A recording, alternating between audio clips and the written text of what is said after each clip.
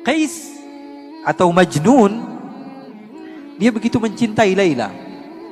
Di dalam riwayat, Laila bukanlah wanita yang cantik, wanita yang hitam, wanita yang tidak memiliki rupa yang indah untuk dipandang.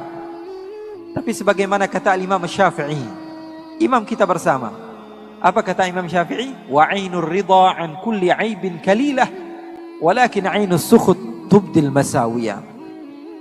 Mata kalau sudah senang kepada sesuatu,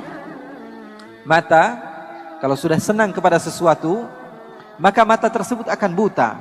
Semua yang dipandang adalah keindahan, walaupun keburukan jadinya indah.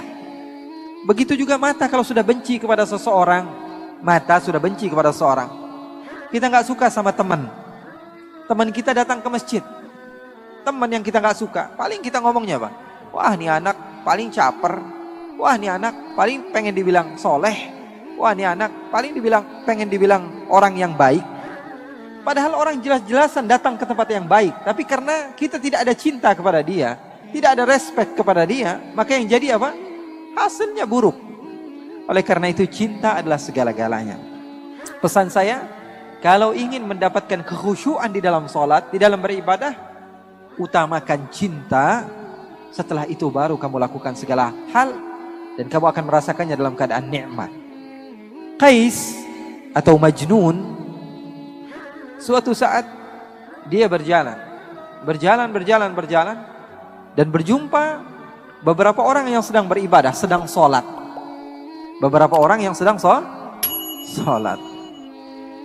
Lalu Qais ataupun Majnun ini menghampiri orang yang sedang sholat tersebut dan duduk di hadapan orang yang sedang sholat. Bayangkan, kalau kamu sedang sholat, tiba-tiba ada orang duduk di depan kamu, kira-kira khusyuk nggak sholatnya? Sedang takbir, Allahu Akbar, tiba-tiba ada orang duduk di depan. Kita baca Fatihah sambil fokus, nggak bisa. Maka orang-orang yang sedang sholat tersebut mempercepat sholatnya karena tidak khusyuk. Ada orang yang mengganggu. Selepas mereka sholat, mereka mendekati Majnun. Hei Majnun, hai orang gila, kenapa kamu mengganggu ibadah kami? Kenapa kamu mengganggu sholat kami? Kenapa kamu mengganggu hubungan antara kami dengan Allah? Apa kata Majnun? Apakah kalian benar-benar sedang sholat? Apakah kalian apakah kalian serius sedang bercinta dengan Allah? Apakah kalian sedang bermunajat dengan Allah? Sepertinya kalian dusta. Kenapa kamu bisa bilang dusta? Karena saya, kalau masuk kampung Laila, saya tidak toleh kanan, tidak toleh kiri. Saya tidak melihat apa yang ada di belakang saya. Fokus pikiran saya hanya Laila. Kalau saya sudah masuk ke kampung Laila, mau ada orang ribut di sebelah saya, mau ada mobil tabrakan di sebelah saya, mau ada segala hal apapun yang terjadi, pikiran saya hanya Laila. Karena yang saya tuju adalah Laila. Maka orang-orang tersebut kebingungan dengan jawaban Majnun yang begitu luar biasa. Orang gila bisa mengajarkan arti cinta kepada Allah. Apa dia katakan? Saya kalau masuk kampung Laila, saya tidak tengok kanan, tidak tengok kiri. Yang ada di pikiran saya hanyalah Laila. Tapi kalian mengatakan cinta kepada Allah, beribadah kepada Allah, tapi ketika saya datang, kalian tidak fokus kepada Allah. Di dalam pikiran kalian, ini kenapa ada orang gila duduk di depan kami? Di dalam pikiran kalian, ini kenapa ada orang gila datang ke tempat kami? Kalian tidak benar-benar cinta kepada Allah. Oleh karena itu, kita belajar cinta kepada orang gila. Belajar cinta sama orang ini Majnun luar biasa cintanya. Suatu saat Majnun sedang duduk bersama anjing. Duduk sama anjing. Dimuliakan anjing tersebut. Diberikan parfum sama dia. Dipakaikan pakaian. Kemudian dia memiliki roti, dia potong dua, yang setengah dia makan, yang setengah dia kasih kepada anjing tersebut. Ini orang gila wajar ya. Maka sebagian orang datang kepada Majnun dan mengatakan, hei Majnun, kamu ini tambah lama, tambah gila saja. Kenapa anjing kamu berikan setengah daripada harta kamu? Apa kata Majnun? Begitu indah Majnun mengajarkan cinta kepada kita yang tidak paham akan arti daripada cinta. Apa kata Majnun? Saya memuliakan anjing ini karena saya tahu matanya pernah memandang kampungnya Lailah. Saya memuliakan dia karena matanya pernah memandang kampung kekasih saya, maka saya mencintainya. Segala sesuatu yang berhubungan dengan kekasihnya, dia cinta kepadanya. Ini arti daripada cinta. Oleh karena itu ketika kalian mau mengagungkan Allah, mau bertakbir kepada Allah, kalian harus tahu hakikat ucapan kalian itu apa. Saya mengagungkan siapa? Cinta adalah segala-galanya. Dari cinta mampu seseorang menghasilkan mutaba'ah, pengikutan dan kesabaran. Makanya seorang ulama yang bernama Ash-Shibli, dia dipenjara. Lalu murid-muridnya datang. Apa yang dilakukan murid-muridnya? Membawakan hadiah, membawakan oleh-oleh, membawakan makanan, membawakan minuman, membawakan pakaian. Setelah sampai di lapas, di tempat di mana Al-Imam Ash-Shibli ketika itu ditahan, Al-Imam Ash-Shibli melihat ada batu di sampingnya, dia ambil, dia lempari murid-muridnya. Kemudian setelah dilempari semuanya pergi. Lalu beliau mengatakan, "Lau kuntum ahibbai law sabartum ala balai." Kalian pendusta ketika kalian mengatakan cinta kepadaku. Kalau kalian cinta pasti kalian sabar akan apa yang telah aku lempar kepada kalian.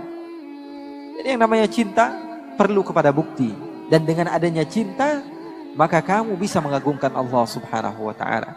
Jadi para ulama mereka berdakwah, mereka mengajarkan kepada umat untuk mengagungkan Allah dengan cinta.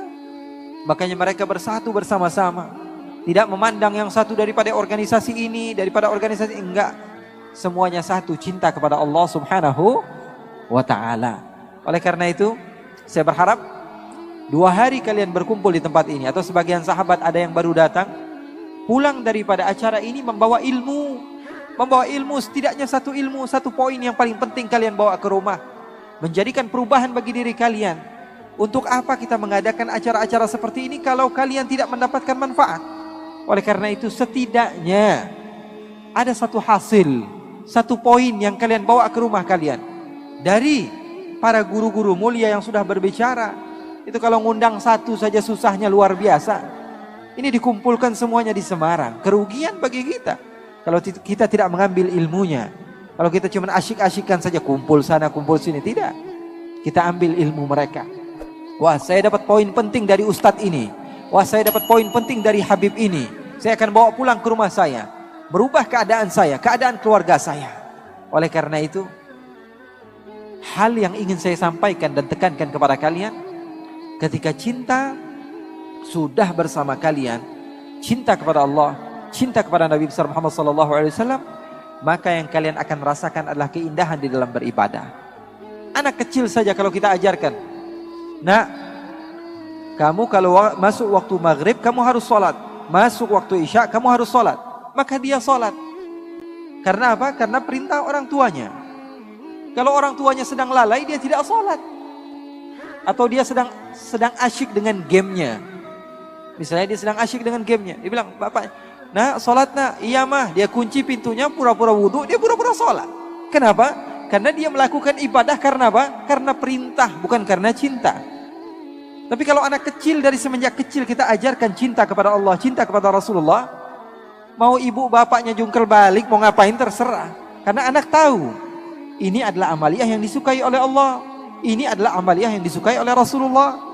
Maka dia akan melakukan, mau diketahui bapaknya, ibunya, sebodoh amat. Makanya para sahabat Nabi, para tabi'in diajarkan bagaimana cinta kepada Allah, cinta kepada Rasulullah.